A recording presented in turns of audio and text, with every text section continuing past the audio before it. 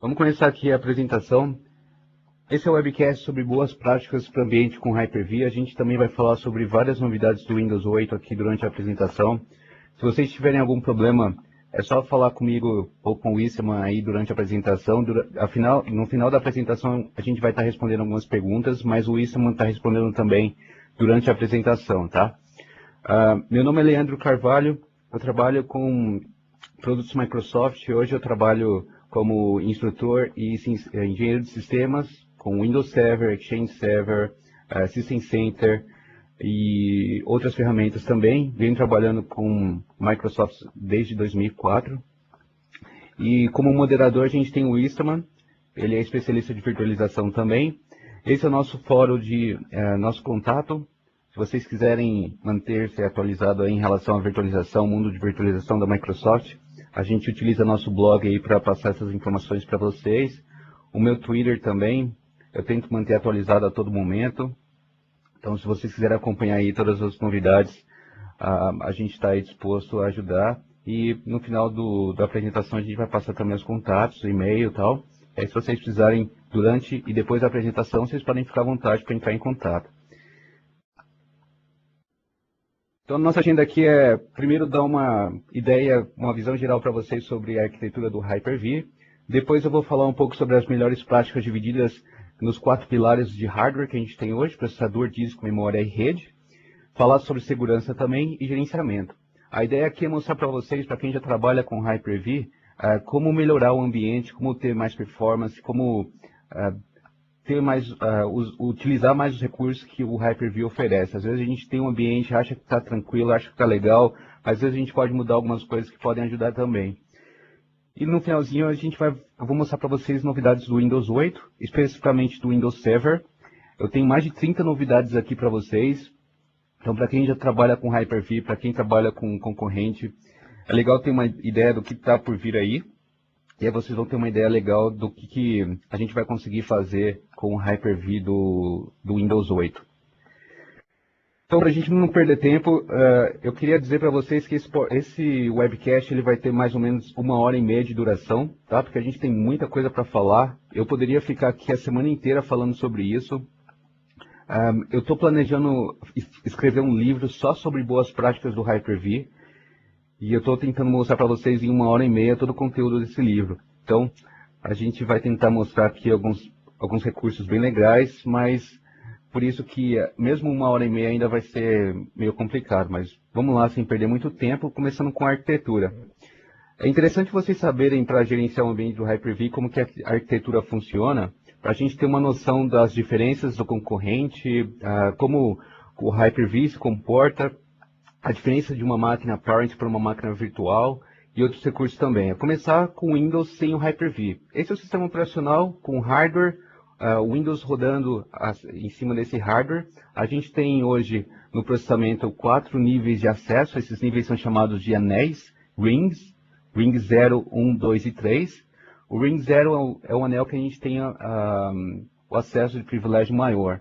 O ring 3 é onde o usuário, por exemplo, faz logon, onde o usuário não tem acesso aos recursos. O Ring 0 é onde o administrador tem acesso, onde o kernel é modificado. Então, comparando um pouco com as permissões que a gente tem no Windows, essa seria a diferença entre o Ring 0 e o Ring 3. A gente conhece algumas funcionalidades hoje, por exemplo, VirtualPC, alguns recursos de virtualização que a gente tem, eles funcionam de forma, usando esses 3 rings. E ele não tem acesso direto ao hardware, a gente perde um pouco de performance com isso. Essa é a ideia do Hyper-V. O Hyper-V ele trabalha com uma estrutura de virtualização chamada VMM tipo 1. E essa estrutura ela só é disponibilizada através de um processador específico chamado AMD-V ou Intel VT. E quando a gente instala o Hyper-V, é preciso reiniciar 2 vezes o computador. A primeira vez para instalar o Hyper-V, e nessa instalação é criado o Ring-1. Como vocês podem ver aqui no PowerPoint, ele roda abaixo do Ring 0, então ele tem mais prioridade de acesso ao hardware do que o Ring 0. E ele tem mais também, e depois disso da instalação, o segundo reboot é para que a máquina física seja inicializada através do Hypervisor. E praticamente todas as máquinas que a gente roda, inclusive a máquina física, ela roda através do hypervisor.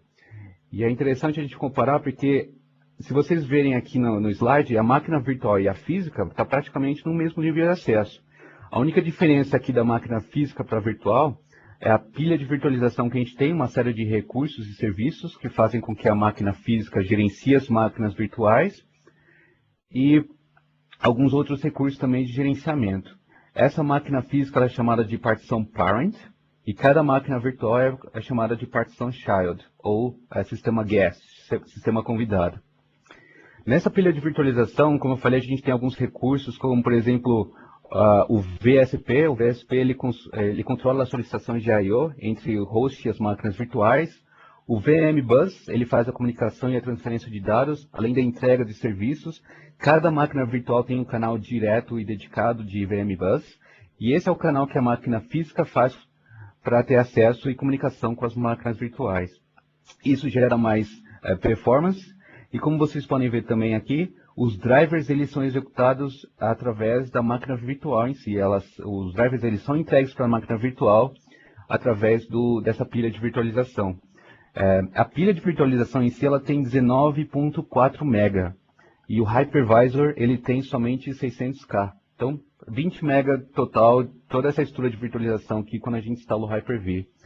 O interessante é que quando a gente boota o Windows, o sistema de boot do Windows, o winload.exe, ele sobe um arquivo hvboot.sys e esse arquivo faz o boot do Windows utilizando a MDV ou Intel VT.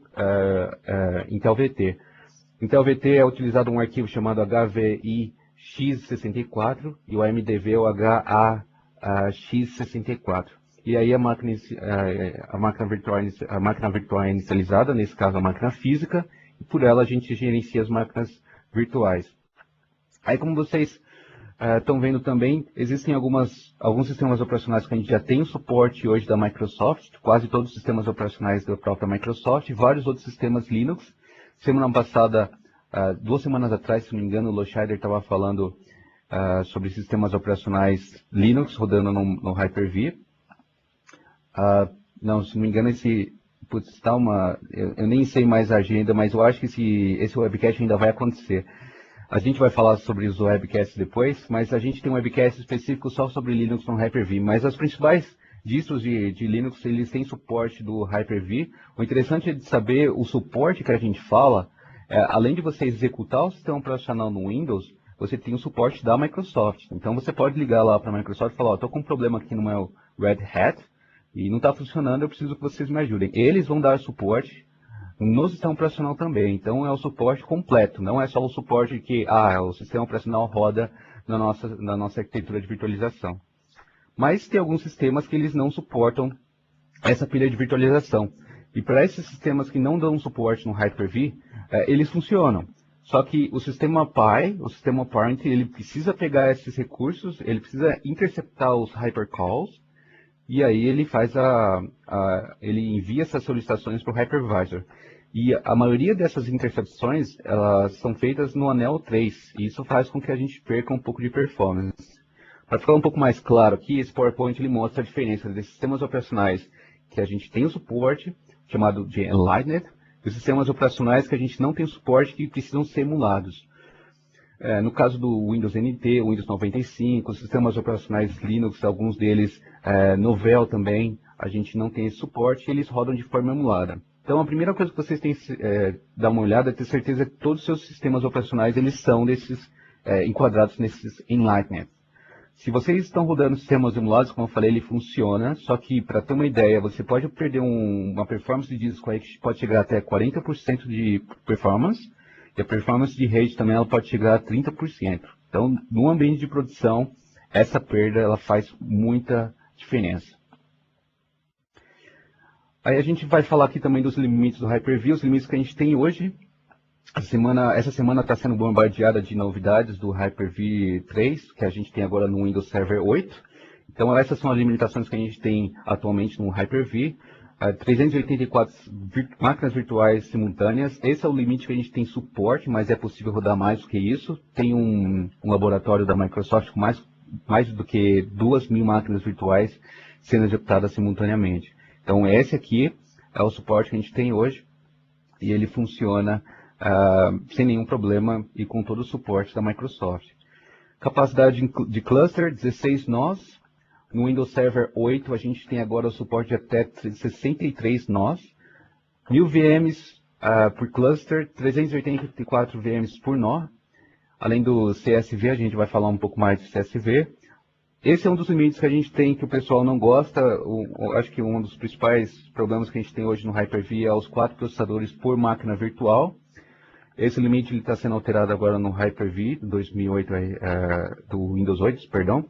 A gente tem agora 64 processadores por máquina virtual. E hoje a gente tem 64 GB de memória, mas o suporte é de até 512 GB de memória no Windows 8 também. Eu vou falar sobre todos esses limites do Windows 8, mas só para comparar, só para vocês terem uma ideia do que a gente tem hoje e do que será com o Windows 8. Além da memória do sistema host, 2 TB de memória que pode ser utilizada. Então, vamos começar a ver as boas práticas aqui em relação ao processador. Antes da gente falar das definições, das configurações de boas práticas, é legal entender aqui como é que funciona a entrega de processadores para máquinas virtuais através do Hyper-V. Quando a gente fala de socket, no Hyper-V não é possível entregar um socket ou um core para uma máquina virtual. O que acontece é que o sistema ele pega todo esse processamento que você tem na máquina física e são criados processadores virtuais. Esses processadores virtuais são entregues para as máquinas virtuais. Então, se você precisar fazer a entrega de um processador físico diretamente para uma máquina virtual, isso não é possível. A gente só consegue fazer a entrega de processadores virtuais e praticamente a mesma coisa. A mesma coisa se você estiver utilizando processadores com SLAT, o SLAT. Essa solução ela é uma funcionalidade de praticamente todos os servidores novos, eles vêm com essa funcionalidade, o Second Level Address Translation. E tem algumas outras denominações para outros fabricantes. A AMD, por exemplo, o mesmo recurso chama RVI. Então, tente dar uma olhada para ver se é o mesmo recurso que a gente está falando. Na hora de comprar o servidor, é legal dar uma olhada nesse recurso, porque ele faz com que a performance da máquina virtual em acessar esses processadores seja muito, muito bom. A performance chega a ser praticamente a mesma que um processador físico, que uma máquina física. Para ter ideia dessa performance, aqui a gente tem um overview de um servidor físico e um servidor SQL e um servidor virtual. E a diferença aqui é praticamente de 1% só entre a máquina física e virtual. Então, essa é a primeira dica para vocês. Se vocês precisarem comprar um servidor novo, se vocês tiverem um servidor, dá uma olhada se eles têm o suporte a SLAT, que aí vocês vão ter uma performance muito maior comparado com processadores normais. No Windows 8, o Windows Cliente, para instalar o Hyper-V Client, que também é uma nova funcionalidade, só dá para instalar se o processador tiver o SLAT. Então, no Hyper-V Cliente, esse é um pré-requisito agora. Tem que ter esse requisito para instalar no Hyper-V Cliente. No Hyper-V Server, não precisa dessa funcionalidade.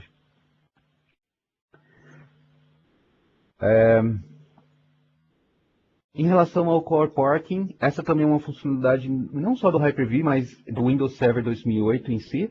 Essa funcionalidade faz com que o processamento seja colocado em forma de parking, estacionado, traduzido para português, caso ele não esteja sendo utilizado.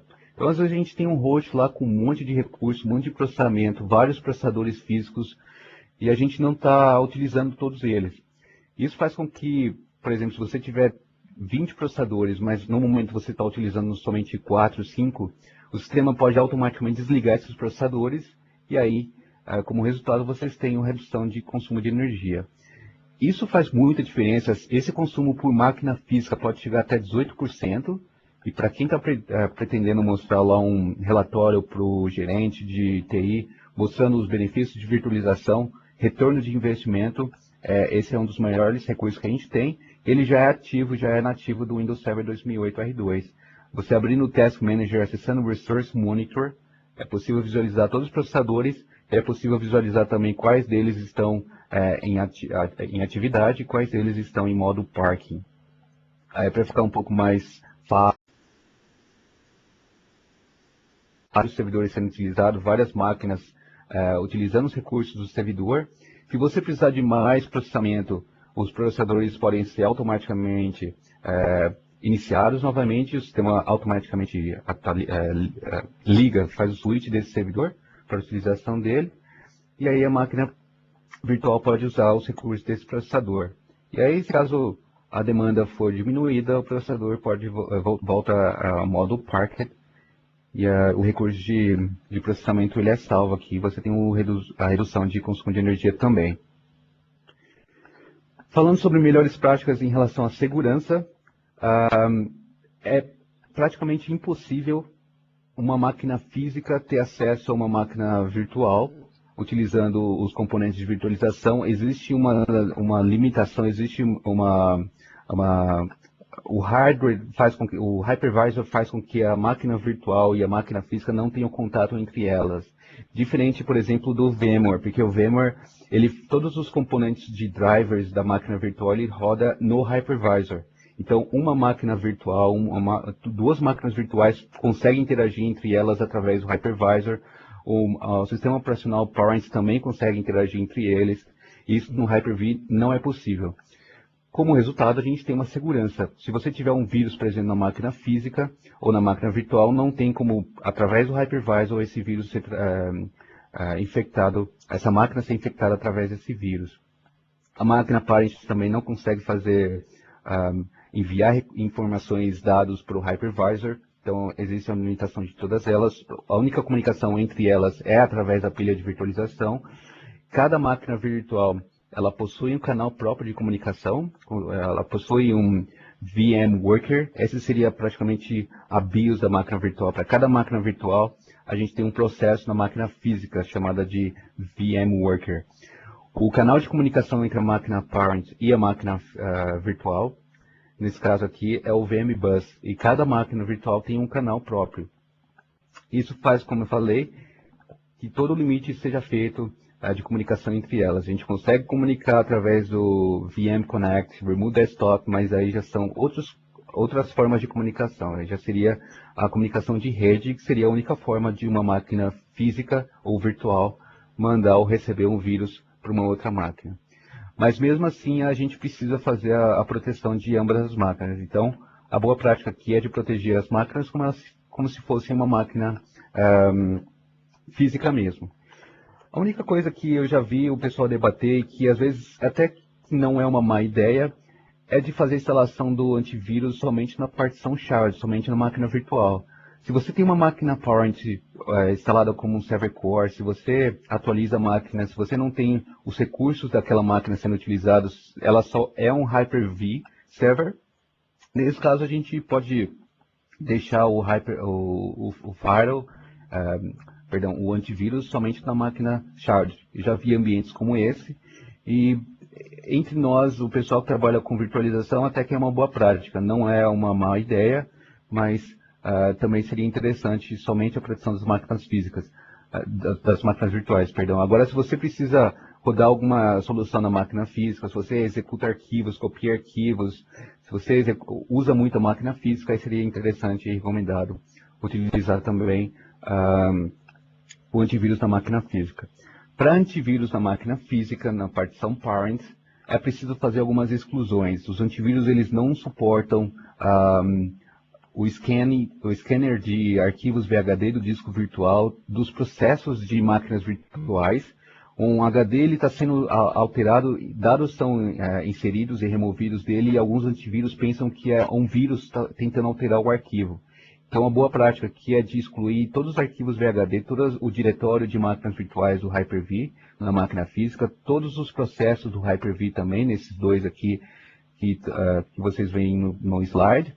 Mas para detalhes de todas as informações em relação a quais exclusões devem ser feitas para antivírus na máquina física, eu recomendo vocês utilizar esse link, o KB961804. Ele tem todas as informações sobre exclusões de antivírus para máquina física. No TechNet Week também tem uma página lá de exclusões para antivírus para todas as soluções Microsoft. Todas elas, Exchange, ISA Server, System Center, SharePoint, todas as SQL, todas as soluções Microsoft, vocês podem ver essa lista de exclusão. Então, Se vocês colocarem se vocês não tiverem essa exclusão, por exemplo, vocês podem ter a dificuldade, alguns problemas na hora de ligar, desligar, fazer alguma configuração na máquina virtual, na hora de conectar a máquina virtual. Então, esses são os problemas comuns que a gente tem quando essas exclusões não estão presentes na máquina física. Na partição Child, a instalação deve ser tratada como uma máquina física normal, instalação e atualização de antivírus, não tem nenhuma alteração. Agora, uma coisa interessante também é a questão do firewall. Às vezes a gente tem uma máquina física com várias máquinas virtuais, mas a gente tem pools diferentes de máquinas virtuais. Por exemplo, eu trabalho no data center e eu atendo 3 diferentes empresas. E eu quero fazer com que aquelas máquinas elas não tenham uma comunicação entre elas através da rede. A gente não tem já a comunicação através do hypervisor, mas eu também quero bloquear a comunicação entre as máquinas físicas e virtuais no meu host físico.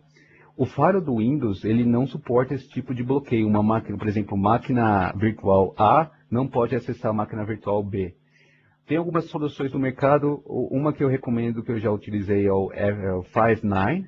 Ele é um firewall e também ele gerencia malware. Então você consegue fazer algumas regras de, por exemplo, eu não quero que essa máquina virtual acesse aquelas máquinas virtuais. Eu quero liberar a ICMP daquela máquina para aquela máquina. RDP, Remote Desktop Protocol, daquela máquina virtual para aquela máquina virtual.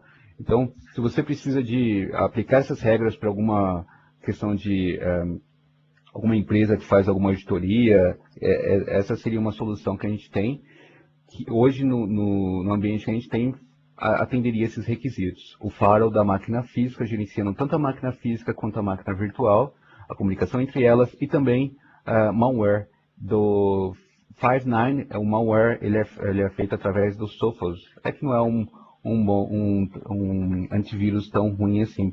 Pelo contrário, é um dos top 5 que a gente tem hoje, é o Sophos.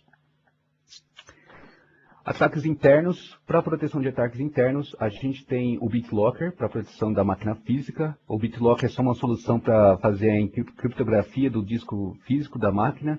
Então, às vezes a gente tem vários servidores naquela máquina, naquela storage, vários recursos, várias informações confidenciais da empresa, e o BitLocker seria uma solução perfeita para caso acontecesse algum roubo daquela máquina física, a gente teria proteção aí. Por exemplo, eu falasse para vocês, eu preciso que vocês instalem um servidor com 10 máquinas virtuais no Parque São Jorge. Vocês confiam na segurança desse local? Eu não sei se vocês já estiveram lá, mas vocês confiam? Eu não vou entrar em detalhes no que a gente vai encontrar por lá, mas a segurança que a gente tem naquela localidade, eu já estive lá, infelizmente, ela não é tão adequada assim. Então, se alguém roubar, e isso vai acontecer, se alguém roubar o seu servidor físico, eles vão roubar para vender, é claro, mas se alguém for esperto bastante para vender para alguém que queira roubar informações daquela empresa, a gente tem o BitLocker aí para proteger a máquina física. Em relação ao aviso de cuidado, é que o BitLocker ele não tem suporte hoje para máquinas para storage que estão em cluster. Então, se você tiver um cluster lá, uma storage, o BitLocker ele vai ter problemas para gerenciar esse cluster. No Windows Server 8, a gente não tem esse problema mais. O BitLocker ele pode ser ativado em sistemas com cluster e CSV também. Então, BitLocker para máquina física, para proteção de dados, caso a máquina física ou storage for roubada. A delegação de controle hoje no Hyper-V ela é possível. Se você trabalha, por exemplo, numa empresa com vários níveis de acesso, vários administradores, Leandro, eu preciso fazer com que um cara consiga abrir o Hyper-V, consiga ver só 5 máquinas virtuais dentre as 20 que eu tenho. E dessas 5 máquinas virtuais ele pode tirar snapshot, ele pode abrir, ele pode iniciar a máquina virtual, mas ele não pode desligar a máquina virtual, ele não pode alterar as configurações. Essas opções, elas são possíveis de fazer através do ASMAN, o Authorization Manager. O ASMAN, ele vai fazer com que essas configurações sejam feitas. Não é tão simples assim, mas é possível delegar esse controle em diferentes níveis de acesso. Para vocês terem uma ideia para ter uma ideia de como fazer isso, passo a passo, tem um artigo no TechNet Week chamado Delegando Controle e Gerenciamento no Hyper-V, e lá vocês vão ver tela a tela, passo a passo de como fazer isso. Como delegar um usuário para fazer alguma alteração no Hyper-V específica, como delegar alguém para somente visualizar as máquinas virtuais sem o poder de alteração. Esse também é um outro o problema que não existe no Hyper-V do Windows Server 8. No Windows Server 8, quando você instala o Hyper-V, existem alguns grupos locais, por exemplo, o Hyper-V Administrators. Então, se você for membro daquele grupo, você pode somente gerenciar as máquinas virtuais, mas a máquina local você não tem poder nenhum. Então, para delegação, se você quiser alterar alguma coisa, eu recomendo esse artigo para ver os procedimentos para fazer a delegação de controle para grupos de usuários locais. Em relação a desastres, backup, a gente tem a solução hoje da própria Microsoft, Data Protector Manager. Já tem a versão 2012, ela já está, a beta foi liberada agora. E essa versão ela suporta backup de máquina física virtual, mesmo com BitLocker, não tem nenhum problema, ele suporta esse tipo de backup. E o interessante é que todas as máquinas são feitas, o backup é feito através do Windows Server Backup. Então, os agentes eles são integrados com todos os softwares que a gente tem hoje da Microsoft, os softwares mais comuns. E se você precisa fazer o backup e não tem a capacidade, não tem o Data Protector Manager, é possível também usar o Windows Server Backup. Como eu não tenho tempo aqui de mostrar para vocês o backup, como é feito, como restaurar, não tem muito segredo, até que é simples. Mas se você tiver algum problema, por exemplo, Leandro, eu tentei fazer o backup da máquina virtual. O backup foi feito, mas a máquina ficou em save state. Eu tive que iniciar a máquina manualmente. Então, dê uma olhada nesse KB aqui, que está no PowerPoint, 958662. É um dos KBs que eu mais distribuo para o pessoal, uma das dúvidas mais comuns do Hyper-V. E esse KB vai ajudar vocês a saber como faz para fazer o backup, como restaurar, quais são as limitações, o que dá para fazer, o que não dá para fazer. E o hotfix para solucionar esse problema também de máquinas em save state. Então, fazer backup de máquina virtual usando o Windows Server Backup, dê uma olhada antes no KB 958662. Pelas práticas em relação a disco, vamos falar aqui primeiro de disco virtual. Quando você cria uma máquina virtual no Hyper-V, a gente tem 3 opções de criação de disco. Disco fixo, que é aquele disco que ele oferece a capacidade que você especificou fisicamente. Então, se você colocou lá, eu quero um disco de 10 GB, ele cria um arquivo de 10 GB. O disco dinâmico, ele já é um arquivo pequeno, de alguns kbytes, e à medida que você começa a gravar dados no disco dinâmico, as informações, o disco começa a crescer, a se expandir. E o disco diferencial, ele é um disco base, que pode ser usado, o mesmo disco base para várias máquinas virtuais. O disco diferencial, ele é interessante para ambientes testes. Uma máquina, 10, 20 máquinas virtuais podem utilizar o mesmo disco diferencial. Por exemplo, se você precisar instalar 10 Windows Server 2008, ao invés de instalar 10 discos com Windows Server 2008, você pode ter um único disco com Windows Server 2008, somente 8 GB de dados, e as 10 máquinas compartilhando o mesmo disco. E aí, ao invés de ter 80 GB de dados, você vai ter somente 8 GB, um único disco. O interessante também é que, por exemplo, se você quiser instalar um Source Pack, desliga as 10 máquinas virtuais, sobe esse disco diferencial, instala o Source Pack, desliga esse disco diferencial e depois sobe as 10 máquinas de novo. Você não vai precisar atualizar as 10 máquinas. Mas é lógico, as 10 acessando o mesmo disco, a gente não vai ter a performance tão boa quanto nos 2 primeiros discos. Existe uma quarta forma também de utilizar discos, chamado disco pass-through. Esse disco ele faz com que a máquina virtual tenha acesso direto ao disco físico. Em relação ao disco diferencial, pessoal, só ambiente teste. Ele não é recomendado, inclusive ambiente teste que você precise fazer comparações com ambiente de produção. Ambiente teste só para ambiente de conhecimento, ambientes bem simples de teste mesmo, mas em alguns ambientes não é recomendado também o disco diferencial. Se você quiser performance, o melhor deles, eu preciso de um SQL rodando no talo lá, eu preciso de um servidor de banco de dados, um Exchange Server. O melhor deles é o disco pass-through. Ele, como eu falei, ele tem um acesso direto ao hardware, a LAN na storage, o disco que você tem ele é atribuído direto à máquina virtual, mas você não tem a capacidade de utilizar snapshots nesses discos pass-through, e você também não pode utilizar o Live Migration. Entre os 2 primeiros, o disco fixo e o disco dinâmico, a recomendação é utilizar o disco fixo. Essa recomendação ela se dá pela capacidade da máquina física mesmo.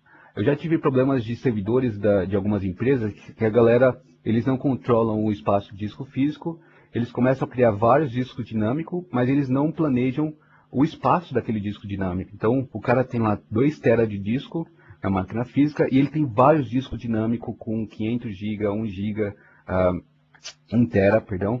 E o cara pensa, nunca que a máquina vai chegar com esse disco, com essa capacidade de disco. Mas, como vocês sabem, pode chegar sim. Às vezes é criado vários arquivos, log, e alguma coisa pode acontecer e a máquina pode explodir no disco. E aí vai acabar explodindo o disco físico e todas as máquinas virtuais vão ter que ser pausadas por causa desse problema. Então, o disco fixo ele é o mais interessante. Em relação à performance, no Windows Server 2008 R2, uma das maiores novidades que a gente teve, que ficou meio que obscura, o pessoal não divulgou muito, foi a diferença entre o disco físico e dinâmico. No Hyper-V, a primeira versão, era muita a diferença entre os dois. No 2008 R2, a diferença deles é bem pequena, é quase o mesmo. E é interessante aí vocês saberem dessa diferença, mas a recomendação é sempre utilizar disco fixo, tá ok? Para quem tem um pé atrás, pô, Leandro, eu acho que máquina virtual utilizando disco fixo não vai ser a mesma coisa que uma máquina física, eu não tenho ideia, não tenho, sei lá, acho que vai ser uma diferença de 20%, 30%. Dê uma olhada nesse slide aqui, uma comparação de um disco físico e um disco VHD utilizando um modo fixo. Esses são um relatório do Windows Server 2008 R2, rodando SQL. E aí, como vocês estão vendo, até que não é tão ruim, é praticamente a mesma coisa. Mas mesmo assim, aquela porcentagem, aquela diferença ali de 3, 4, 2%, ela pode ser uma diferença em alguns ambientes. E aí a gente pode utilizar um disco pass-through. Aí você me pergunta, pô, Leandro, posso utilizar esse disco aqui mesmo em ambientes de alta disponibilidade? É que eu falei, se você precisa daqueles 2, 3%, pode fazer uma diferença. Agora a pergunta que eu tenho para vocês é quais servidores que vocês têm hoje que ele está utilizando 100% da capacidade de disco ou com gargalo de disco? Gargalo de disco é um dos problemas mais comuns que a gente tem hoje. Então se você não tem problema de gargalo, às vezes 1, 2% de diferença não vai fazer tanta falta assim. E aí, só falando do disco fixo, o disco dinâmico ele está praticamente a mesma coisa. Tem um artigo também no TechNet Wiki. No meu blog eu fiz algumas considerações, alguns relatórios mostrando a diferença entre os dois. Mas é legal saber que o disco fixo ele é melhor porque você já tem o planejamento, o disco já tem o tamanho ideal que você precisa e você não vai ter problema de espaço em disco na máquina física. Cluster Shared Volume. Para quem trabalha com cluster, na hora de criar um cluster, é difícil a gente ter o controle da máquina física, porque a gente às vezes cria uma LUM lá no cluster e a gente vê vários discos, várias unidades na máquina física. A gente tem lá D, E, F, G, H, I, J, e aí vira uma zona. A gente tem vários recursos na máquina física e somente uma máquina host pode utilizar a storage. A ideia do CSV é de mostrar essa LUM, mostrar esse disco que está na storage para você através de uma pasta. Então, todas as máquinas que precisam de acesso à storage, todas as máquinas físicas que estão utilizando essa storage, utilizando o cluster, elas vão ver uma pasta. Então, ao invés de você colocar a máquina virtual dentro de uma unidade, como a gente faz normalmente, a gente vai colocar essa máquina virtual dentro de uma pasta. E essa pasta vai ter acesso, todas as máquinas físicas vão ver a mesma pasta, e aí vai ficar um pouco mais fácil de gerenciar. E todas as máquinas hosts, elas podem ter acesso de leitura nesse storage. E o CSV ele pode escolher qual que vai ser a máquina que vai ter acesso àquele storage. Então, é um dos benefícios que a gente tem também no 2008 R2. A boa prática aqui, sempre utilizar cluster com CSV. A gente tem vários benefícios. O único pré-requisito é o NTFS. Eu nunca vi ninguém utilizar uma máquina em FAT32, mas o NTFS é o único pré-requisito para utilizar o CSV. Leandro, eu tenho CSV hoje, eu não sei qual que é a boa prática para utilizar CSV, se eu coloco uma máquina virtual por CSV, se eu crio um CSV para várias máquinas virtuais. A boa prática é, crie um CSV e coloque o quanto de máquina virtual der naquele CSV, ok? Você vai perder recurso, você pode perder algumas performances, problemas de backup também são causados quando você tem um CSV por máquina virtual. Então, a boa prática aqui é de criar poucos números de CSV de acordo com a sua capacidade. É lógico, às vezes a gente precisa de a gente tem algumas limitações, alguns servidores precisam de CSV dedicado, mas se for possível, crie somente um CSV e coloque várias máquinas virtuais dentro daquele CSV. Outra coisa que a gente tem também de problema no Windows Server 2000, 2002, quando a gente criava uma storage, não sei se alguém passou por isso, mas quando a gente ia gerenciar uma storage, depois de um certo tempo, a storage começava a ficar muito lenta. E não era problema de desfragmentação. Era esse problema aqui em relação a partições e o tamanho do cluster, os dados que eram criados na storage. Então, se você quiser gravar um arquivo, por exemplo, de 1 mega, se você não tiver o tamanho adequado do cluster, dos cilindros dentro daquela storage, você pode perder a capacidade de cada um desses cilindros e o sistema começa a bagunçar essa estrutura de dados dentro da storage. E no 2000 e 2003 a gente precisava usar o DiskPart para criar essa estrutura de disco antes da gente começar a utilizar o disco. A gente inicializava o disco e fazia um align do disco. Hoje no 2008 R2, inclusive 2008, esse align, esse alinhamento, ele é feito automaticamente. Então, se você for utilizar uma storage e tiver um Windows 2008, 2008 R2, não precisa se preocupar em relação a esse alignment, porque o Windows já faz automaticamente. Agora, o problema é se você for utilizar o Pass-Through Disk, utilizando máquina 2000 2003. Aí vocês vão ter que abrir o DiskPart antes de fazer começar a utilizar essa storage, vocês vão ter que fazer o alignment manualmente. É bem simples usando o DiskPart, mas se você não fizer isso, pode ter certeza, não sei se alguém já trabalhou com storage aqui, vocês vão ter vários problemas depois de um certo tempo em relação à performance de I/O nessa storage. Então, só uma dica também para sistemas antigos utilizando Pass-Through Disks, dê uma olhada se vocês têm o tamanho correto de cluster na storage. Desfragmentação. Preciso desfragmentar a máquina física utilizando o Hyper-V? E as máquinas virtuais, é preciso utilizar a desfragmentação? Eu não sei porquê, mas eu percebi que a galera pensa que hoje em dia não é preciso mais fazer a desfragmentação do Windows. O pessoal acha que a arquitetura que a gente tem hoje, ela é um pouco melhor em relação à desfragmentação. A gente tem os benefícios, sim, mas ainda é necessário fazer a desfragmentação, inclusive da máquina virtual.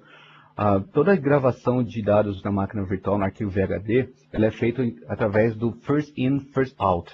Isso faz com que exista a fragmentação. Por isso que a gente precisa fazer em certo tempo a desfragmentação do Windows. Não existe aqui um tempo de desfragmentação. Por exemplo, de quanto em quanto tempo é legal fazer a desfragmentação. O conselho que eu dou para você é de utilizar alguns softwares, o próprio Windows mesmo, utilizar a análise do disco para saber se precisa fazer a desfragmentação ou não. Geralmente eu tento fazer a desfragmentação de 3 em 3, 4 em 4 meses. Às vezes em alguns servidores a gente não consegue fazer isso nessa janela, então 6 em 6 meses, mas é legal fazer a desfragmentação no mínimo 3 vezes por ano. Tá?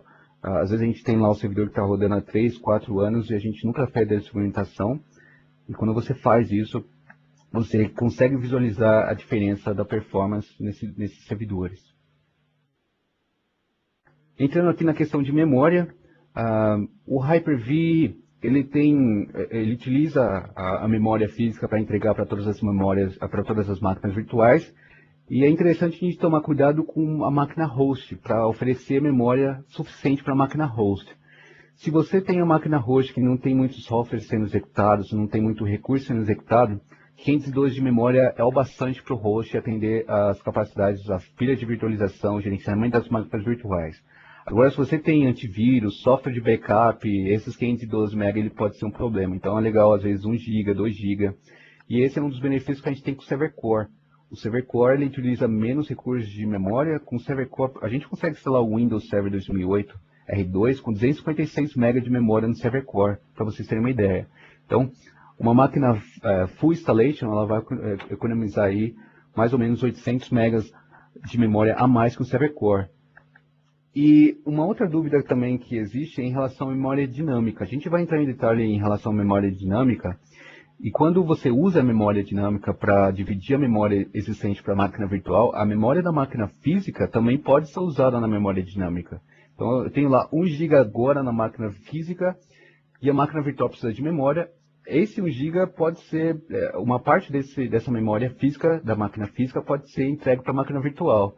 Então, a boa prática aqui é o seguinte: se vocês têm uma máquina física somente com Hyper-V, o padrão oferece os recursos que vocês precisam. Não precisa alterar nada, não precisa fazer nenhuma alteração na máquina física quando você tem uma máquina no Hyper-V pura.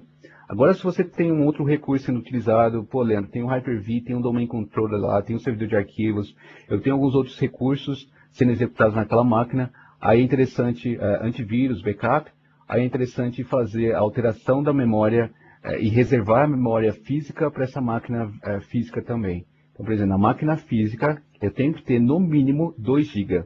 Menos que isso não pode ser entregue para Dynamic Memory. E esse link está aqui. Não sei se vocês vão conseguir pegar esses links agora, mas não se preocupem, o PowerPoint vai estar disponível para download. A apresentação está sendo gravada também, vocês vão conseguir fazer o download amanhã. E aí vocês vão poder fazer vamos poder pegar o link certinho aí, mas esse link ele mostra quais são as configurações certinhas, qual é a chave de registro que tem que ser alterada para fazer essa alteração. Mas cuidado, ainda mais memória dinâmica é ótimo, a gente vai ver aqui agora, mas esse é um dos requisitos que a gente precisa tomar cuidado quando a máquina física precisar de memória também. E aí, falando da memória dinâmica, eu comentei sobre esse slide no último webcast que eu fiz. Achei legal a gente mostrar aqui de novo, porque esse é um dos problemas que a gente tem hoje. Na hora de criar um servidor físico lá, não importa se é virtual ou físico, a gente às vezes não tem ideia de quanto de memória aquele servidor vai precisar. Pô, Leandro, eu vi na documentação lá que o meu print server precisa de 4 GB de memória. Eu vi lá que a aplicação, o cara precisa de 2 GB de memória. Primeiro que aqueles 4 GB é o recomendado. O seu ambiente ele vai precisar de uma memória diferente, pode ser que mais, pode ser que menos. E às vezes ele vai precisar de mais e menos em certos horários, certas datas específicas. Então pode ser que no começo do mês você precise de mais memória. No fechamento de folha você vai precisar de muito recurso, mas em mais de 90% da vida daquele servidor, ele vai utilizar menos que 20, 30% de recursos de memória. Aí a ideia aqui do Dynamic Memory é justamente fazer com que essa memória da máquina física seja distribuída para as máquinas virtuais de forma automática. Todas essas memórias toda essa memória que tem na máquina física, ela vai ser distribuída na máquina virtual quando ela for inicializada. E aí, quando a máquina virtual precisar de mais memória, ela vai poder pegar a memória de outras máquinas virtuais que não estão sendo utilizadas para fazer para oferecer mais recursos de processamento de memória para aquela máquina específica. Depois que esse estresse dessa máquina for contido, essa memória vai ser liberada e as outras máquinas vão poder utilizar essa memória de novo. Então, essa ideia, nesse slide aqui vocês veem alguns problemas, alguns dos dilemas que a gente tem hoje. E o pessoal geralmente, eu já vi o pessoal falando para mim, por exemplo, Leandro, o cara me deu lá um budget de 5 mil reais para comprar um servidor para rodar essa aplicação. Ele falou, compra um servidor que vai conseguir rodar essa aplicação de acordo com as boas práticas, de acordo com o nosso ambiente. E, geralmente a gente tem que fazer um assessment, a gente tem que fazer uma análise de quanto que a gente vai precisar de hardware, de processador, de memória, de disco, enfim. O cara não vai fazer isso. O que o cara vai fazer? Ele vai falar, vou comprar o melhor servidor que eu tenho com 5 mil reais. Ele não vai aqui perder o tempo dele de quanto que de memória que eu preciso, quanto que de disco eu preciso. Geralmente o cara pega o budget e compra o servidor que precisa. E aí que a gente vai ter o desperdício de recursos do Hyper-V. E nesse caso, a memória dinâmica vai oferecer uma solução para todos esses problemas aqui. Essa é uma ideia do que a gente tem uma memória dinâmica. Quando a gente abre as configurações da máquina virtual, a gente precisa especificar qual que é a memória inicial. Quando eu ligar aquela máquina, ela vai ligar com 512 MB de memória nessa minha demonstração, e ela pode utilizar de 512 até 2 GB. Então, é o que eu falei, se essa máquina não está utilizando muita memória, ela pode utilizar, esse recurso está disponível para uma outra máquina virtual. E se ela precisar de mais memória, ela pode automaticamente pegar a memória emprestada de outra máquina virtual. Quando ela precisa pegar a memória emprestada, as outras máquinas virtuais oferecem as memórias de acordo com a prioridade também. Então, se você tem uma prioridade alta, a máquina pode oferecer por último na fila, por exemplo, porque aquela máquina é um servidor específico que precisa de mais memória, e eu não posso ficar toda hora oferecendo memória para ela. E se caso uma máquina for um DHCP server, por exemplo, que a gente não usa muita memória, ela vai ter uma prioridade menor e ela vai poder oferecer de cara a memória para essa máquina virtual. Então, no Windows Server 2008 R2 Service Pack 1, tenha certeza que todas as máquinas que vocês estão utilizando têm a memória dinâmica e faça o uso desses benefícios. Vocês vão ver que as máquinas vão ter mais performance e que você vai conseguir se livrar daquele dilema que a gente estava comentando agora há pouco. Vamos falar agora de gerenciamento. Em relação ao gerenciamento, tem várias boas práticas aqui, e um deles é começar com o Hyper-V Server. O Hyper-V Server é o mesmo Hyper-V que a gente tem, só que uma versão gratuita. A gente faz o download lá do site da Microsoft, instala o Hyper-V, uma máquina somente com o Hyper-V. Esses são os limites que a gente tem. O Hyper-V Server ele suporta até 8 processadores na máquina física, mas cada máquina virtual só vai poder utilizar 4 processadores. Memória do host 1 TB e 64 GB de memória por máquina virtual. No Windows normal, a gente tem não sendo o Hyper-V Server, a gente tem mais suporte de processadores, a gente tem 2 TB de memória para o host e a gente tem também a interface gráfica. No Hyper-V Server, além não esquecendo também das licenças, por exemplo, Standard, Enterprise Data Center, cada um deles tem licenças gratuitas de virtualização de máquinas virtuais. O Data Center, por exemplo, ilimitada utilização de máquinas virtuais, você não precisa pagar licença para o Windows Server. Enterprise, 4 licenças gratuitas e o Standard, 1 licença gratuita. O Hyper-V Server não vai ter nenhuma licença gratuita para você. Aí já querer demais também, né? Tem um Hyper-V Server de graça e ainda vai querer rodar as máquinas virtuais de graça. Aí já é pedir demais. Mas nesse caso aqui, a gente tem o gerenciamento da máquina virtual, não tem interface gráfica, mas dá para fazer o gerenciamento através do Hyper-V Manager. Tem que instalar o Hyper-V Manager em uma outra máquina, uma máquina com Windows 7, ou dá para fazer também o gerenciamento do SCVMM, o System Center Virtual Machine Manager. Em relação ao Hyper-V Manager, eu já ouvi muita gente falar, a virtualização da Microsoft não é gratuita. Realmente, se você for fazer um serviço bem feito, um serviço de São Paulino, de uma estrutura de virtualização, você vai comprar uma boa storage, você vai comprar uma máquina lá que vai suportar várias máquinas virtuais, você vai gastar com a questão de licenciamento, e aí que a gente fala do porquê que a virtualização da Microsoft às vezes não é gratuita. Mas se você for utilizar uma máquina física lá para virtualizar 4, 5, 10 servidores virtuais, e você já tem a licença, não precisa comprar licença, o Hyper-V vai atender, tendo todas as funcionalidades que a gente tem hoje em dia. E aí você pode falar, pô, Leandro, mas eu tenho o VMware ESXi, e ele também é gratuito, eu posso utilizar ele. Mas se você quiser utilizar o cluster do ESX e se você quiser utilizar o vMotion, aí você vai ter que pagar uma taxinha pequena, alguns $1000 lá, e para utilizar esse recurso só de licença. E aí no Hyper-V Server, vocês conseguem utilizar o cluster, ter alta disponibilidade e ainda utilizar o Live Migration sem pagar nada por isso. O Windows Server Core também é uma outra boa prática. Para falar a verdade, essa é uma boa prática muito interessante. Algumas pessoas não gostam do Server Core pelo único problema que a gente tem nele, né? A interface gráfica. A gente não tem interface gráfica, mas por outro lado a gente não tem alguns recursos que a gente tem padrão no sistema operacional.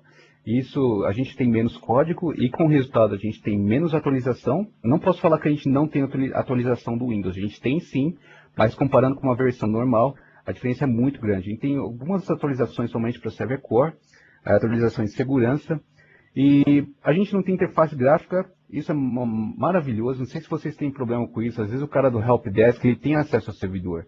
Então o cara vai lá, ele começa a usar a internet, instala um monte de porcaria, plugin do Internet Explorer, e aí começa a virar uma zona no servidor. Aí você fala pro cara do Helpdesk, fala, vai lá agora, mexe no servidor agora com a linha de comando.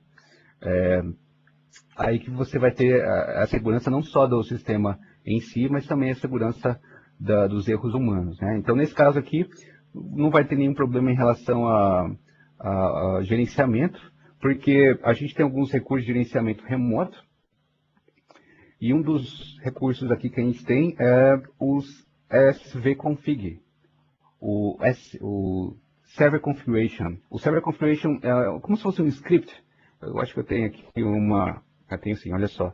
Nesse PowerPoint aqui tem o server configuration. E para quem não conhece muito linha de comando, ele vai ajudar você a colocar o nome da máquina, adicionar a IP, adicionar ela no domínio. Para quem, por exemplo, se você quiser colocar o IP numa máquina virtual numa máquina física, usando linha de comando, é um inferno. Eu gosto de linha de comando, mas pô, às vezes é difícil lembrar qual que é a sintaxe certa. E às vezes é difícil de utilizar essas linhas de comando.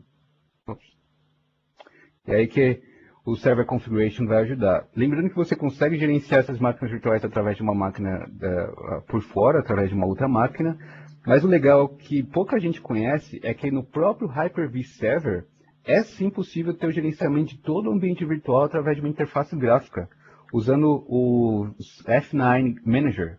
Ele é uma solução gratuita, não precisa pagar nada, só fazer o download, mandar ele para o Server Core e executar ele. Ele vai oferecer para você um gerenciamento local e gráfico do seu ambiente virtual. Então você vai poder utilizar todas as suas máquinas, todos os recursos que você tem lá. E eu gosto muito desse server do F9 Five9 Manager, porque ele até tem umas opções que a gente não tem no Hyper-V Manager. Então eu até gosto dele, até que não é tão ruim assim. Então se você tiver um Hyper-V Server, o Hyper-V, é interessante mesmo que você tenha a versão full do Windows, não sendo a versão gratuita, instalar ele em Server Core. Vale lembrar que não é possível fazer a conversão de Server Core para Server Full e de Server Full para Server Core, tá? No Windows 8, isso será possível. A gente pode instalar o Windows em Windows Core, ativar a interface gráfica, fazer alguma configuração e depois desativar. Eu achei isso o máximo. Esse é um dos problemas que a gente não tem hoje o Server Core, a questão da linha de comando, e no Windows 8 agora não vai ter o porquê de instalar o servidor em Server Core. Todos os problemas que a gente tem agora são com o Server Core, agora no Windows 8 a gente não vai ter também mais. Então, em relação aos servidores físicos, algumas boas práticas aqui também em relação à quantidade de discos que as máquinas vão ter. Em relação à paginação, se você tem muita máquina virtual, é interessante fazer com que a máquina física tenha um disco somente para paginação. E aí, um disco só para paginação e a storage lá para as máquinas virtuais e um outro disco para sistema operacional. Isso para grandes ambientes, tá? Para que você precisa de muita memória, é interessante colocar a paginação do sistema operacional em um outro disco. Se você tem máquinas virtuais que não tem integration components, aqueles sistemas que a gente estava falando agora há pouco, de máquinas que não dão suporte à pilha de virtualização que a gente tem no Hyper-V, aquela pilha de virtualização, aqueles recursos de integração, a gente chama de integration components. E se você não tem esse integration component disponível para aquela máquina, como a gente viu agora há pouco, a gente perde muita performance de disco, rede, enfim. Então, se você tem máquinas desse tipo, é interessante criar uma máquina física somente para esse tipo de máquina. Então, Leandro, eu percebi que 10% das minhas máquinas são realmente essas máquinas que não estão na lista de suporte da Microsoft. Essas são interessantes a gente colocar um servidor adequado somente para ela, porque a gente tem uma sobrecarga a mais no Hyper-V. Todo esse acesso usando Legacy Networks, ele vai ter acesso através do Rings 3 e a gente vai ter muita perda de performance, não só dos recursos da máquina virtual, mas também do recurso da máquina física. O processamento vai ter que ser usado para fazer a conversão dessa informação para a máquina física. Então é legal utilizar uma máquina física só para esse tipo de máquina virtual. E o monitoramento. Aqui para mim, a melhor ferramenta de monitoramento que a gente tem hoje para o ambiente Microsoft é o System Center Operation Manager. Não só para o ambiente Microsoft, mas o Operation Manager monitora tudo. Eu vi até uma apresentação dele monitorando uma cafeteira. O desgraçado colocava lá uma máquina, o webcam, e aí ele dava relatório de quantos cafés você tinha por dia. Se tivesse pouco café, ele podia mandar e-mail para você, alertando para colocar mais café. Então, o System Center Operation Manager, para mim, eu acho que é uma das melhores soluções de monitoramento que a gente tem hoje em dia. Snapshot. Eu só tenho um PowerPoint aqui para falar do Snapshot, mas é muito normal o pessoal utilizar Snapshot a rodo. O pessoal acha que Snapshot é legal, começa a tirar Snapshot, cria uma porrada de árvore de Snapshot. Você abre lá a máquina virtual, o cara tem uma árvore de Snapshot lá, e ele acha que aquilo é interessante, que tem que fazer aquilo. Para vocês entenderem, quando é criado um Snapshot, a máquina virtual ela começa a criar novos discos virtuais, chamados de AVHD. E para cada snapshot é criado um link entre o VHD e o AVHD. Então, praticamente é criada uma estrutura de disco diferencial quando é usado o snapshot. E, em contrapartida, você vai ter perda de performance. Quanto mais número de snapshots você tiver, quanto maior a árvore de snapshots, menos performance você vai ter. Então, a ideia, não estou falando aqui que não é para usar snapshot, mas tem que saber usar snapshot. Snapshot é para você criar agora, por exemplo, Leandro tem que fazer um teste, não tenho certeza se vai dar certo, tem que fazer a instalação de Source Pack, tira o snapshot, faz o que você precisa fazer e depois, depois que você tiver certeza que funcionou, delete o snapshot. Snapshot não é para ficar no servidor, snapshot tem que ser deletado. E é interessante também saber que quando o snapshot é deletado, o AVHD ele continua lá. Ele só vai ser, o merge só vai acontecer quando a máquina virtual for desligada. Então, se você criou vários snapshots, de vez em quando desliga a máquina virtual, espera a máquina fazer o merge dos snapshots e depois você liga ela de novo. O merge é feito manualmente, automaticamente, mas a máquina tem que estar offline. No Windows 8, a gente não vai ter mais esse problema. A gente vai ter o snapshot, o merge snapshot online. Mas, por enquanto, a gente precisa fazer esse merge, precisa desligar a máquina para fazer esse merge. Então, snapshot não é para backup, snapshot não é uma solução de backup, nunca foi. Ele pode ser restaurado em caso em alguma solução, mas ele não vai ser adequado para aquela solução. Se o meu servidor estiver offline, volta o snapshot. Aí se você perdeu o seu servidor físico, aí você volta o snapshot do servidor físico. Pior que dá para fazer, tem algumas soluções que a gente consegue fazer isso, né? Mas a gente, se você não tiver, vai se lascar. Falando bem, vai se lascar. Live Migration, falando Live Migration, algumas boas práticas também. Eu não vou perder tempo explicando o que é Live Migration, porque todo webcast que a gente tem de Hyper-V a gente mostra o que é Live Migration. Então aqui o foco é somente falar das boas práticas. Tenha certeza que as máquinas que vocês forem comprar, elas dão suporte, servidores e storage dão suporte ao Windows, dão suporte ao Failover Cluster Configuration Program. Hoje, se você for abrir um suporte na Microsoft, precisa lá dar suporte ao Live Migration, o pessoal do suporte ele vai pedir, cadê o Failover Cluster Configuration Program? Perdão. O relatório que é criado quando você criou o Failover Cluster. Se você não tiver aquele relatório, se você tiver algum problema naquele relatório, você pode não ter suporte da Microsoft. Então é interessante ter certeza que o hardware que você tem, a storage, ela dá suporte ao Live Migration e ao Hyper-V. Utilizar Cluster Shared Volumes, isso é um pré-requisito praticamente hoje, pelos benefícios que a gente tem. Utilizar o Multipath I/O. Se você tiver lá, por exemplo, duas máquinas físicas utilizando uma conexão de rede cada uma para storage, essa não é uma boa prática. É interessante oferecer mais recursos de comunicação de rede, porque se uma das placas de rede da máquina física estiver offline, por exemplo, e você tiver um cabo cross através das duas máquinas físicas, elas podem utilizar esse cabo para utilizar o cluster. Então ele pode fazer caminhos diferentes caso a placa de rede esteja offline, para acessar o cluster. Em relação à rede, em ambiente de Live Migration, a boa prática é para que a gente tenha no mínimo 5 placas de rede no ambiente de Live Migration, com ambiente de cluster. Uma para gerenciamento do Hyper-V, uma para acesso ao Live Migration, uma para acesso ao CSV.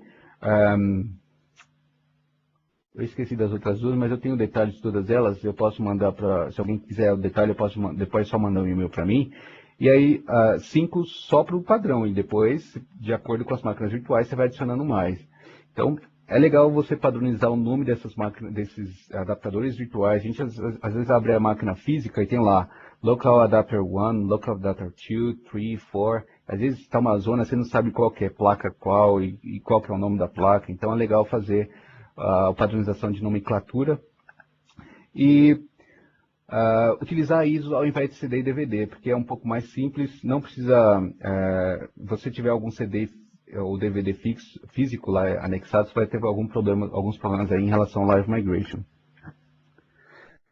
Domain Controllers. Para quem utiliza Snapshot e para quem utiliza Domain Controllers, essa é uma combinação que vocês nunca vão poder fazer. Nunca vão poder utilizar Snapshot em Domain Controllers. Vocês não é aconselhável fazer Save State. Quando você tem um Domain Controller e você deleta um objeto do AD, ele é colocado dentro de uma lixeira. E depois de um certo tempo, essa lixeira ela é deletada. Então, se você fizer um snapshot e restaurar esse snapshot do AD, ele vai restaurar essa lixeira e esses objetos, e você vai começar a ver vários objetos voltando do limbo, voltando do Parque São Jorge lá, do nada, começando a aparecer no seu AD. Então isso vai causar vários problemas, não só com esses objetos antigos, mas também com a replicação da Active Directory. Então vocês podem ter problemas muito sérios tirando snapshot com a Active Directory. Não importa qual solução de virtualização vocês tenham, tá? Não façam, não brinquem com domain controllers utilizando save state e também utilizando snapshot.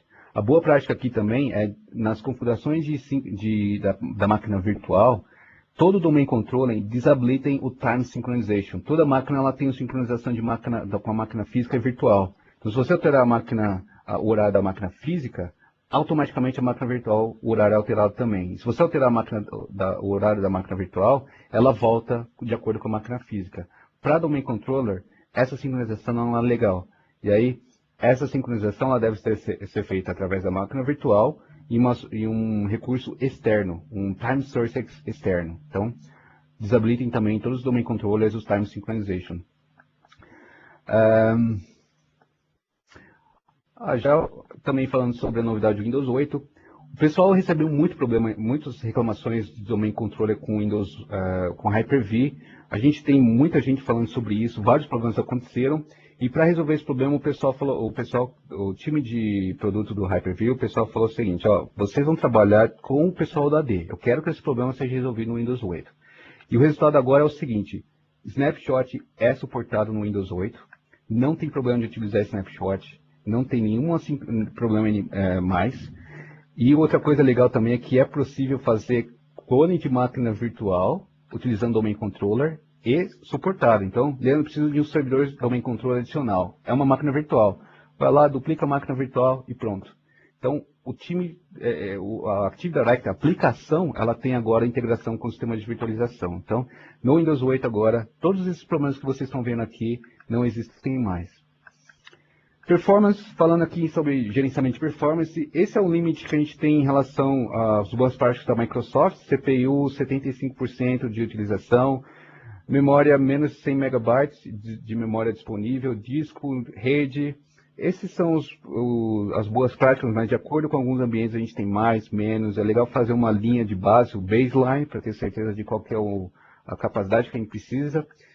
E para ter essa ideia, para ter certeza de qual que é a linha de base do meu servidor, é interessante ter essa linha de base, porque às vezes você planeja fazer uma migração, fazer uma alteração naquele servidor, e você não tem noção de se o servidor está ok ou não.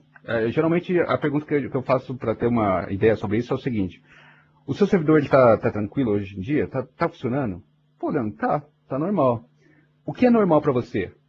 O que é estável para você? O que é normal, por exemplo, de processador? Quanto que é normal de processamento para você? 50% é normal? 50% está bom. Como você percebe que o servidor não está ok, que o servidor tem algum problema? Quando ele para de responder, quando o usuário reclama, quando alguém liga para mim e fala que o servidor está fora do ar. Essa é a ideia da linha de base, de criar uma linha para você, de falar, ó, esse é o normal do seu servidor. Acima disso, você tem algum problema. Então, a partir do momento que você tem uma linha de base, 50% de processamento, legal. Se você tiver 70% de processamento a mais de 10 minutos, eu quero receber uma mensagem. Se você tiver menos que 10% de disco naquele servidor, eu quero receber um alerta.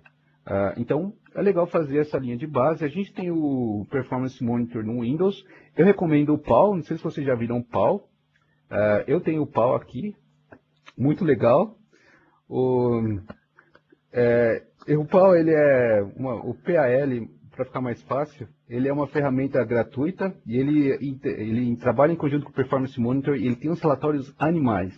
Então, se você quiser pegar uns relatórios, fazer uma linha de base decente, pegar umas informações bem legais do Hyper-V, eu aconselho vocês a utilizar o PAL.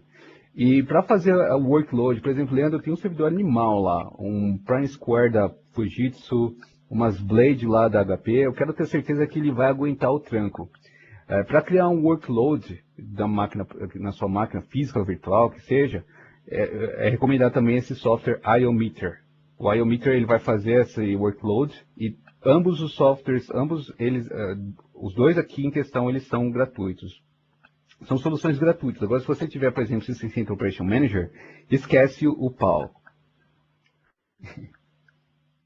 Estranho esse negócio de PAL aqui. Em relação aos contadores de performance, esse é um dos na hora de fazer essa análise, essa linha de base, esse assessment, esse é um dos maiores problemas que a gente tem. O pessoal analisa a performance do Hyper-V para saber se está ok, utilizando, por exemplo, o Task Manager, fazendo uma análise do processador normal. Você não vai conseguir ter o resultado que você espera do ambiente virtual utilizando esses contadores. Tem alguns contadores específicos para o Hyper-V.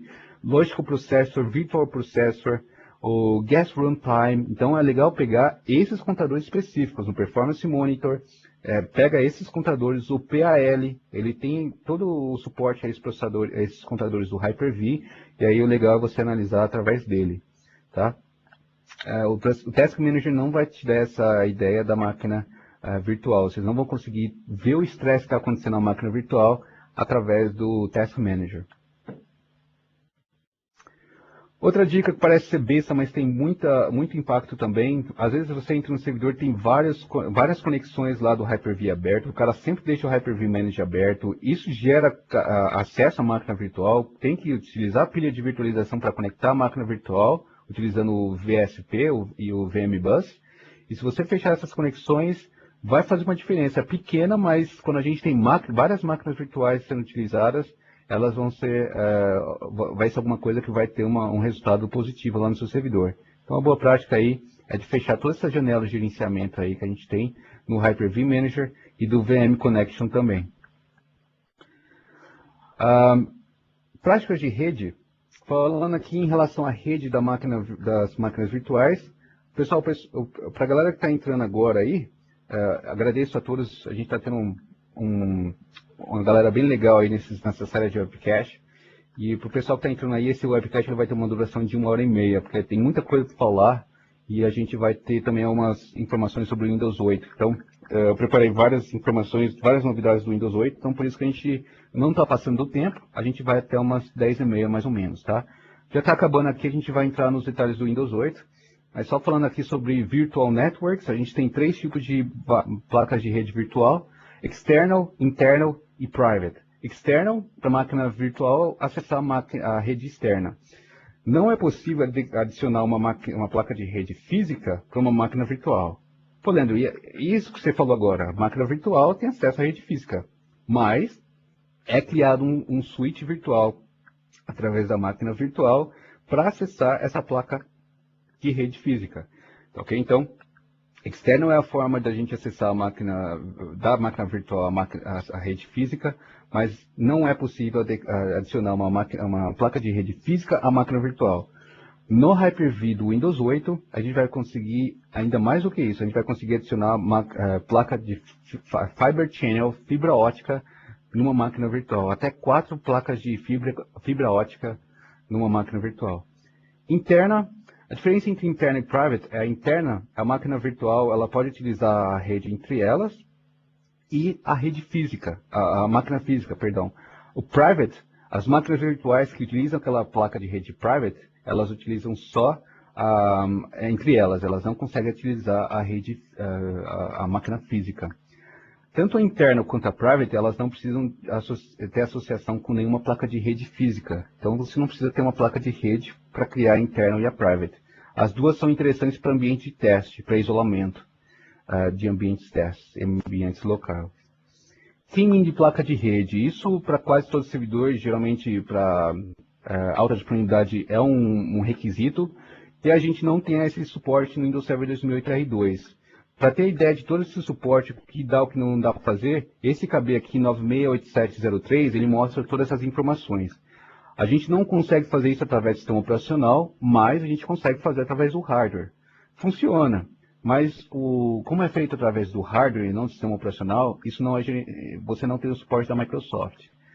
No Windows 8, finalmente agora a gente tem esse suporte. Então você não suporte, para falar a verdade, a gente tem o Network Teaming feito através do sistema operacional.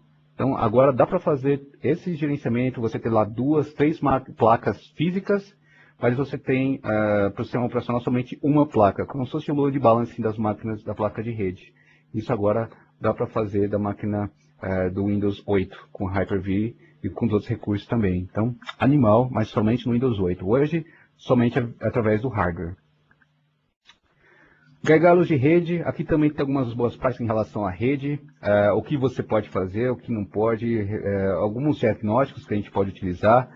Em relação a monitoramento, as ferramentas que a gente tem hoje no Windows, eles monitoram somente a rede local, não é possível monitorar a rede por um todo. Aí a gente tem que monitorar o roteador, o switch, mas nesse caso aqui a gente vai ter uma ideia de gerenciamento local. Para quem tem alta disponibilidade, dê uma olhada nessa documentação aqui, o Live Migration Network Configuration Guide. A boa prática, eu falei para vocês, seriam 5 placas de rede para um ambiente de alta disponibilidade.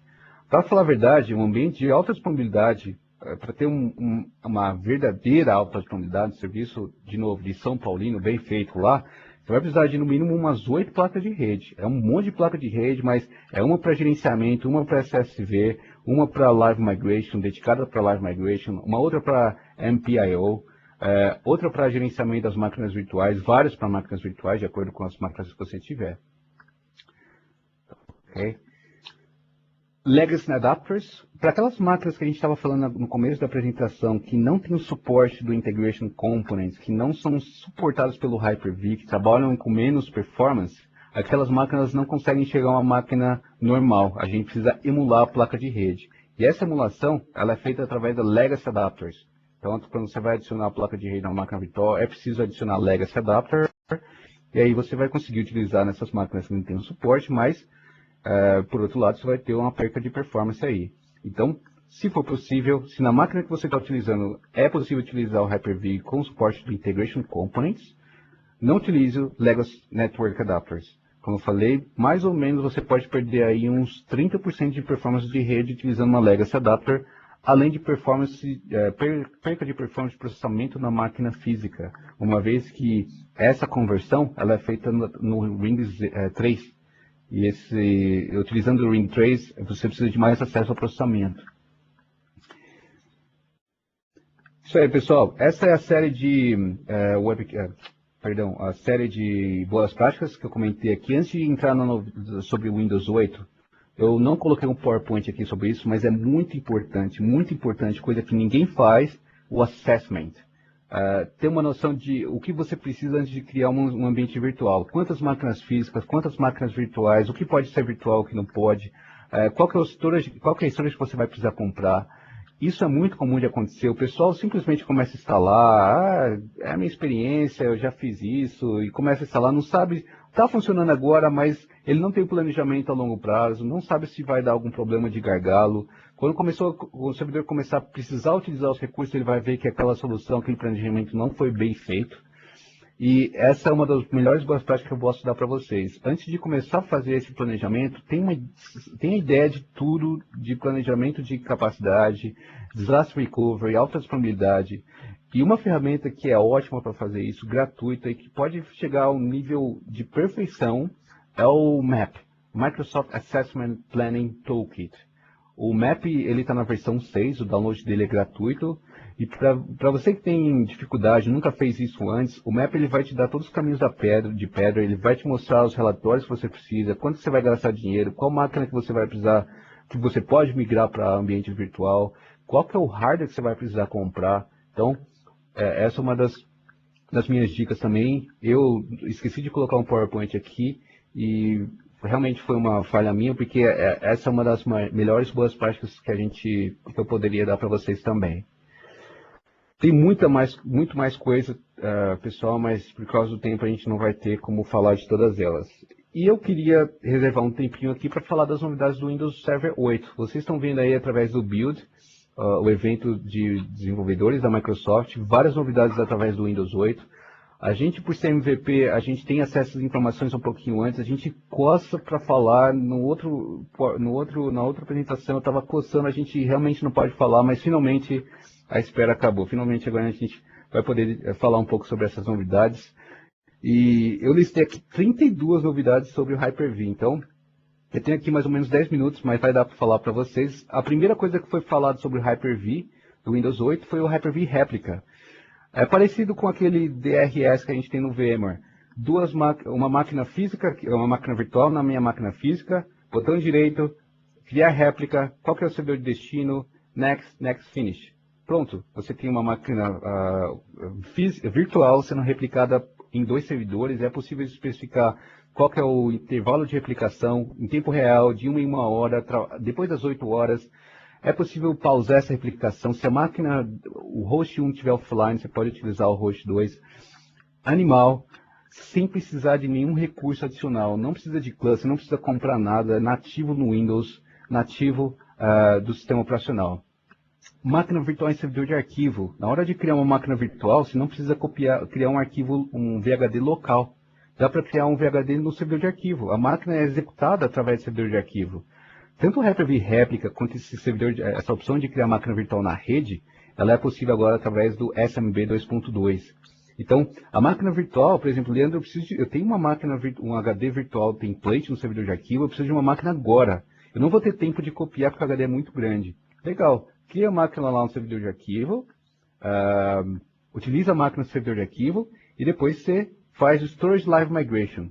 Seleciona aquela máquina no servidor de arquivo e manda migrar para a máquina local. A migração é feita, todos os arquivos são copiados e a migração é feita em tempo real e sem perda de pacote, como se fosse o Live Migration. Você vai conseguir fazer a migração de uma máquina virtual de uma máquina para outra, mudar a máquina de localidade sem downtime e sem cluster. De um servidor para o outro sem nenhum cluster. Isso é maravilha. Live Migration agora sem cluster. Não precisa ter cluster para ter o Live Migration mais. E é possível agora fazer uma fila. Por exemplo, Leandro, eu preciso fazer vários Live Migration. No Hyper-V que a gente tem hoje, faz um, espera, acaba, faz outro, espera. Agora tem fila, não tem limite, faz o que deve fazer de Live Migration. Storage Live Migration, uma das melhores que eu vi. Dá para mudar o caminho de uma máquina virtual para um outro servidor, sem perda, sem downtime. O terceiro ali que eu não li, o dedumping, essa é uma funcionalidade que vai ser interessante para backup e para servidores, quando a gente, por exemplo, você tem lá 8 servidores com Windows 8. E todos eles têm os mesmos arquivos no HD virtual. Vai ser possível fazer... tem uma funcionalidade no Exchange que é parecida no Exchange 2007, não tem mais em 2010. O Local... esqueci o nome daquela funcionalidade da Exchange. Quando você recebe um arquivo anexo naquele mailbox server para 10 pessoas, as 10 pessoas podem utilizar o mesmo arquivo anexo, não precisa copiar um arquivo para cada mailbox. Esse dedumping é mais ou menos a mesma coisa. Você vai ter lá 8 máquinas virtuais utilizando os recursos entre elas e vai conseguir utilizar aí, reduzir um pouco da storage daquele servidor sem perda de performance, que é o melhor. E na hora de fazer o backup, você não vai fazer o backup de 8 máquinas virtuais com Windows 8. Porque todas elas têm Windows 8, o sistema operacional usa os mesmos arquivos, então a gente precisa fazer um backup praticamente só daquela estrutura, e a gente consegue salvar muito espaço em storage com isso. Cluster Shared Volume 2.0, replicação built-in agora, e ele dá suporte a snapshot de hardware, coisa que a gente não pode fazer agora. Em relação à rede, como eu falei para vocês anteriormente, 4 placas de rede Fiber Channel por máquina virtual dedicada, você pode pegar uma placa de rede física, e dedicar para máquina virtual. Built-in também, não precisa fazer nenhuma configuração avançada no Hyper-V. O Hyper-V pode dar boot agora via SAN ou via Fiber Channel, na SAN, usando Fiber Channel ou iSCSI. Então você pode instalar o Hyper-V na SAN. Ele pode dar boot através da SAN agora, utilizando um desses 2 métodos. O novo Virtual Switch. Esse Virtual Switch ele vai suportar extensões. O que isso significa? Significa que outras empresas podem utilizar esse Virtual Switch para fazer alguma alteração avançada. Por exemplo, já tem uma solução da Cisco para isso. Através do Cisco, você vai poder gerenciar o Virtual Switch do Hyper-V. utilizando uma estrutura de gerenciamento do Cisco. Então, se você é especialista Cisco, agora você vai...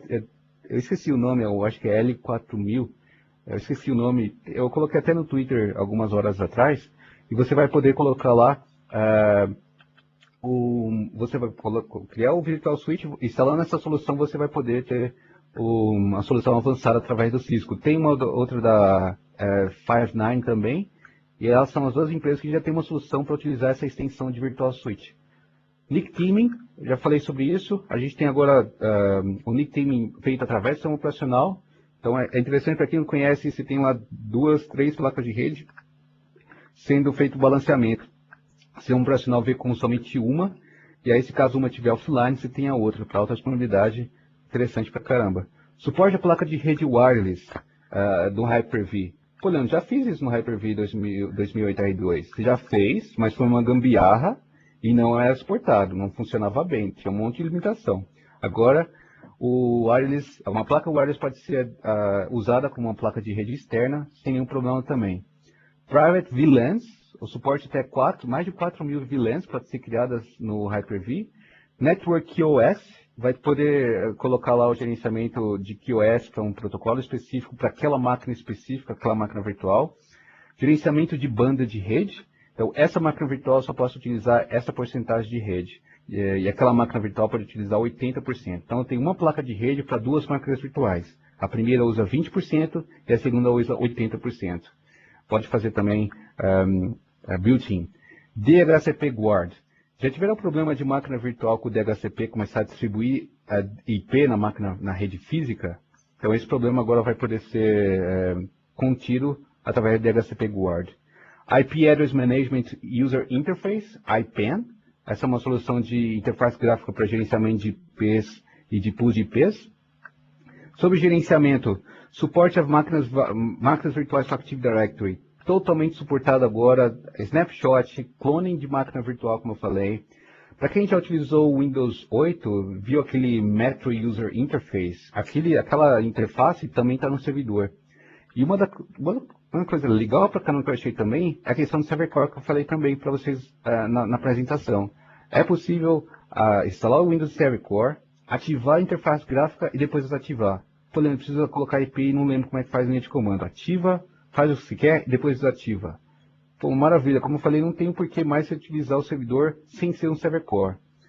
Offloaded Data Transfer, ODX. Essa solução ela vai dar uma performance maior para acesso a storage. Quando você precisa copiar arquivos grandes para storage, o processamento ele é muito utilizado na máquina física. E isso gera um gargalo às vezes. E com essa nova solução, a performance de utilização da storage ela pode chegar até 90%. Isso vai ser aquelas coisas que a gente não vê, não é uma opção, ela está na arquitetura por baixo dos panos, mas tem um resultado muito legal. Grupos locais, não precisa mais utilizar o SMAN, o Authorization Manager, para gerenciar a delegação de controle no Hyper-V.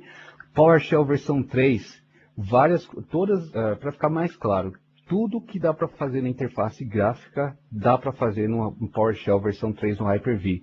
No Hyper-V 2008 R2 é possível a gente importar a biblioteca de comandos do Hyper-V, mas não é padrão, através do Codeplex, que a gente tem que fazer o download e carregar essa linha de comando. Com o PowerShell versão 3 tem uma porrada de linha de comando, tudo que tem no Windows agora a gente tem no PowerShell, DHCP, DNS, todas as roles do Windows, inclusive o Hyper-V. E, como eu falei, tudo que tem no Hyper-V via interface gráfica dá para fazer no PowerShell.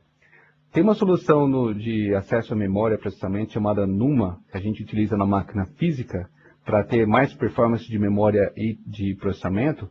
E essa funcionalidade ela vai estar disponível não só na máquina física, mas também na máquina virtual. Além do CPU Metering, gerenciamento e a delegação de controle, como se fosse uma delegação de processamento também de acordo com a máquina virtual. Agora, novos limites do Hyper-V, 32 processadores, hoje o limite é somente 4, 512 GB de memória. Pô, Leandro, a VMware suporta 1 TB de memória por máquina virtual, a VMware é melhor aqui. Realmente, se você precisar, dois porquês de você nunca utilizar a VMware nesse meu exemplo aqui. Primeiro, Você nunca vai ter uma máquina virtual com mais de 512 GB. Eu quero que algum de vocês aqui diga quem que é que tem um servidor físico com mais de 512 GB, ainda mais uma máquina virtual. E segundo, é legal, a VMware dá para usar 1 GB. Só que para você utilizar 1 GB, você vai precisar comprar 1 TB, perdão. Para usar 1 TB numa máquina virtual, você vai ter que pagar a taxa, o VTEX, de acordo com a máquina da memória da máquina virtual. E o plano é o seguinte, você vai ter que comprar 21 licenças Enterprise Plus. E essas licenças ela custam $20 mil, se não me engano. Eu não lembro certinho os preços, mas eu lembro que para essa máquina virtual com 1 TB você vai precisar gastar $420 mil americanos. Então, só de licença. Eu já tive esse programa antes, o pessoal que trabalha com empresa pequena, o cara fala, ó, eu quero comprar a licença do Exchange. Cara pra caramba, o cara paga, mas reclamando. Aí quando chega o cara fala, o cara é ignorante, nem sabe o que comprou, né? Cadê? Chegou o produto, chegou o tal do Exchange? O Exchange chegou aí? Chegou. Cadê? Tá aqui, ó. Aí o cara vê a carta lá, a licença. É isso aí? Cadê o Exchange? Tá aqui, ó. O Exchange, a licença é isso aqui. A licença é papel? O cara não entende. É a mesma coisa aqui com o VMware. Você vai ter que pagar $400 mil só de memória, só de licenciamento. Além do produto também. Enfim. O VHDX, o novo suporte de HDs, com suporte até 16 TB. O limite que a gente tem hoje é 2 TB. O limite que a gente tem hoje de memória também é de 64 GB, agora 502 GB.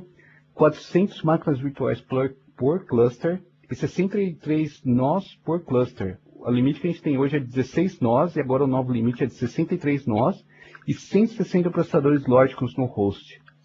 Então, eu não posso dar detalhes, mas esses limites não serão os mesmos na versão final. Isso é a única coisa que eu posso falar. Então é isso, pessoal. Eu queria agradecer a todo mundo, passar algumas informações aqui sobre alguns links, fóruns. O pessoal está sempre nos fóruns aí, quase todo mundo está participando nessa série de webcast, a galera está nos fóruns. Alguns sites do TechNet, sites do Hyper-V.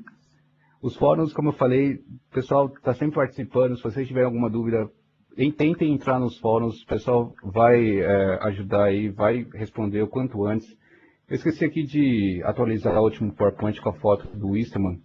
É mais fácil chegar no primeiro aqui. Então, esses nossos contatos. Queria agradecer o Easterman.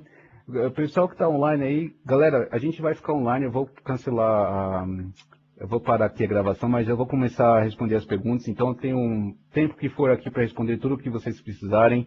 Eu não vou ter áudio, mas eu vou conversar com vocês aí pelo Questions and Answer. Meu Twitter, por favor, se vocês quiserem manter atualizado aí em relação ao mundo de virtualização da Microsoft, meu Twitter, toda hora eu estou tentando colocar alguma novidade lá. O Wisserman também tem um blog dele, o Virtualization Brasil, wordpress.com. A gente está sempre tentando ajudar também nos fóruns, como eu falei. E esse é o comecinho da nossa série de webcasts. A gente tem um webcast por semana, agora no próximo sábado, novidades do System Center Virtual Machine Manager 2012.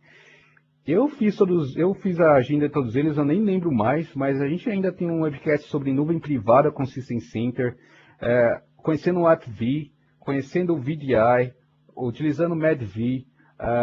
Tem mais um webcast sobre Linux, rodando Linux no Hyper-V, se não me engano. Tem mais um webcast falando sobre...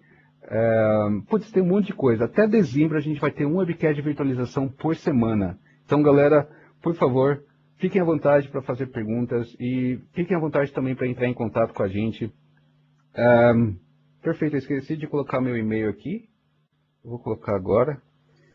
Eu não sei se o Winston vai liberar o e-mail dele também. Mas, olha só, esse é meu e-mail, leandro_esc@hotmail.com, tá ok? Então, eu vou estar aqui respondendo as perguntas, mas se vocês precisarem de alguma outra informação depois do webcast, fica à vontade também para perguntar. Eu vou cancelar aqui, vou finalizar a gravação e a gente começa a responder as perguntas, tá bom? Muito obrigado, galera, e até mais.